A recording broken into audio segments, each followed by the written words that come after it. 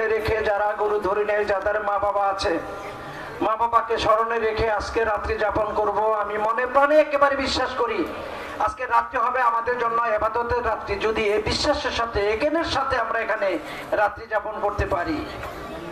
আসলে আমার নাইকেল বাড়ির মানুষ, আমি প্রত্যেকটা অনুষ্ঠানে থাকি, সকলেই আমাকে চিনেন, জানেন।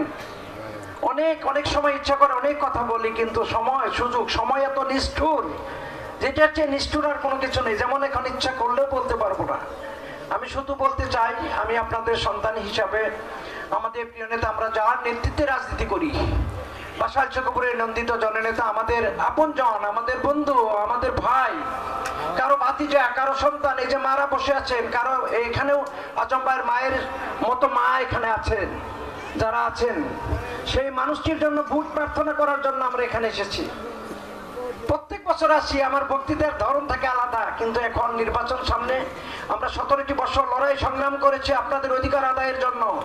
আমরা 17টি বছর লড়াই সংগ্রাম করেছি ফ্যাসিস্ট সরকারের বিরুদ্ধে, বাংলার 18 কোটি মানুষকে মুক্ত করার জন্য। আপনারা যাতে মুক্ত কণ্ঠে কথা বলতে পারেন, আপনারা যাতে আপনাদের নেতা নির্বাচিত করতে পারেন, আপনারা যাকে ভালো লাগে, আপনাদের নেতা কে নির্বাচিত হবে, আপনাদের মত যাতে ওই ভোট কেন্দ্রে যেয়ে দিতে পারেন, আপনাদের ভোটটা যাতে ইচ্ছে মতো দিতে পারেন, সেই অধিকার আদায়ের জন্য আমরা লড়াই সংগ্রাম করেছি। লড়াই সংগ্রাম করে ফ্যাসিস্ট সরকারের পতন হয়েছে, আজকে গণতন্ত্রের দ্বার উন্মুক্ত হয়েছে।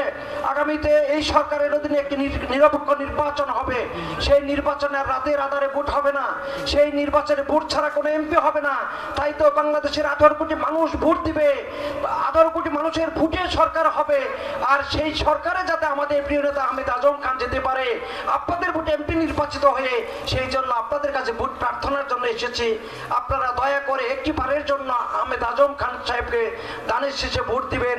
ছাত্র রাজনীতি থেকে শুরু করে 56টি বছর আমার বাসালের প্রিয় মানুষ, সোনার মানুষের মুখে হাসি ফোটানোর জন্য, 100 বছরের নির্যাতিত নিপীড়িত মানুষের মুখে হাসি ফোটানোর জন্য, 100 বছরের বঞ্চিত বাসালকে একটি আধুনিক সুন্দর বাসালে, স্বনির্ভর বাসালে রূপান্তরিত করার জন্য আমাদের নেতা কাজ করে যাচ্ছেন। সেই জন্য আপনাদের কাছে ভোট ভিক্ষা প্রার্থনা করতে এসেছি।